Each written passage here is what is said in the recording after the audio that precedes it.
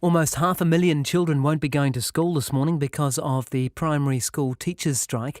29,000 teachers and principals are taking action, closing almost every primary and intermediate school in the country. Rallies are being held from Auckland right down to Invercargill. Teachers say they need better pay and better conditions to attract more people to teaching and to keep them in the profession. Jamie Hoare says he's unhappy with the way that the government has reacted to the teacher pay claim. I've been teaching 8 years now, and over that time have felt like the salary hasn't met the expectations. Also, the time demands have increased enormously over that time, and we just don't have the resources to do our job.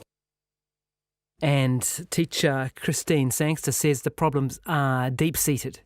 What we're trying to do is overcome a heck of a lot that's occurred prior to the Labour Party coming into power, where teachers have been denigrated, they've been overworked, underappreciated, underpaid. Let's talk now to the union, the NZ Educational Institute. Louise Green is with us. She's the lead negotiator. Good morning. Morena Guyon. So 29,000 teachers on strike today. What is the message you are sending?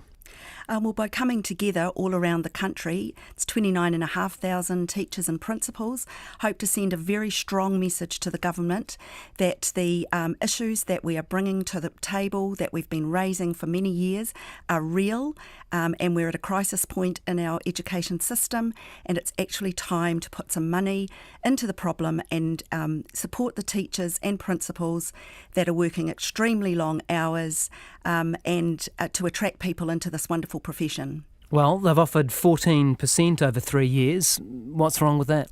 That's at the very, very end of the spectrum and affects very few people. Well over 80% of our teachers and principals have been offered 2.5% a year over 3 years. That goes nowhere near what is needed to attract people into our profession and to keep them there.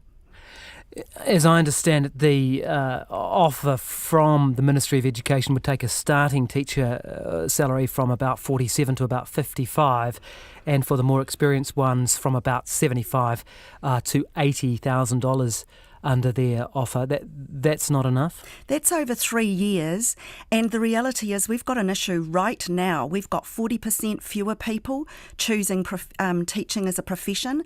We've got teachers... Hang on, just stop there. What does that mean? 40% fewer choosing teaching over what period? I mean, really? We surely haven't got a 40% shortage of teachers, have we? So since 2010, there are 40% fewer people entering the teaching profession, and that's impacting on us on a daily basis.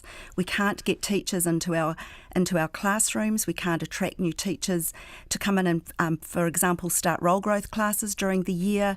We've got teachers leaving in droves because of the workload, choosing perhaps part-time work over full-time work. We can't get relievers, so we have to double up classes. We have to pull classroom release time and reading recovery lessons. So actually this is an impact on our children every single day. And, parents know that. They can see what's happening, and it's time for that to stop. So you want 16% over 2 years. If we take those other figures we're talking about, what would that take the starting teacher on 47 now to? Well, over 2 years, it'll give them 16% more. So, it's making teaching an attractive profession compared to the other professions, and to value teaching for what it is. It's an amazing job where we impact on the lives of children every day, and we need to attract really good people into teaching and to keep them there. So why now? I mean, you've talked about this building up over many years. Why are you striking now? Well, I think that any problems that are in education accumulate, and we've now got a problem where teachers are finding it really hard to do their job. There are many children in our schools, in every class, that aren't getting the resourcing they need, if they're getting resourcing at all, and a whole lot of children who should be getting resourcing that aren't. So we're struggling in our schools to actually teach children without that, so that everybody's actually getting a really good deal. Yeah, no, I appreciate that. I'm just wondering why on the timing, because it's the same question I guess we put to the nurses, and there's been, the wider issue here. Are public servants or people who work in publicly funded positions having more of a crack under a Labour government because they think they're going to be more receptive? What is the timing strategy? The decision to take this action has been building in our members for a long time. Way back in the beginning of last year, we were talking about these claims. We've been talking with our members for a long time. It wouldn't have mattered which government was in right now. This is a crisis point, and teachers have said enough's enough. First time in 24 years to actually take to the streets. Yeah. That's a really big step for teachers to take. Let's go through a couple of issues quickly before we leave it with you. Parity with secondary schools, what's the status there? In terms of pay. So there's a parity, an entrenchment clause that that is there. We believe that a teacher is a teacher is a teacher, regardless of which area of the teaching profession they work in, and that's because every child at every stage of their development requires expert teaching. Yeah, have you got parity though? There's parity at the moment on the base pay scale. Okay. The 29,000 on strike, they're all the ones in the union. How many aren't in the union, and what are they doing today? I don't know how many aren't in the union, but I do know that we've got a very high density, and we expect to see those 29,500 people out and about today.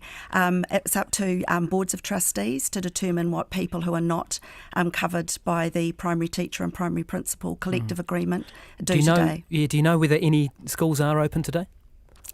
I don't know. There's nearly 2,000 schools, and it's up to every individual board of trustees to make that decision. Will you strike again? Well, we're certainly hoping that coming together and making this really strong stand, that the government and Ministry of Education listen. But you heard earlier in your stories that teachers are really, really hot on this. This is a crisis point. We hope that we get a really good offer when we go back into negotiations next week. If we don't, it will be up to our teachers and principals to tell us exactly what we do next. But you're not ruling out another strike? If we need to, our people will tell us what we do next. Hey, thanks very much for your time this morning. Morena. Do appreciate it. That is Louise Green, who is the lead negotiator for the New Zealand Educational Institute, the union there representing the primary and intermediate teachers and principals, 29,000 of them on strike this morning, which is why your children aren't at school. 18 minutes past 7. Well, our education correspondent...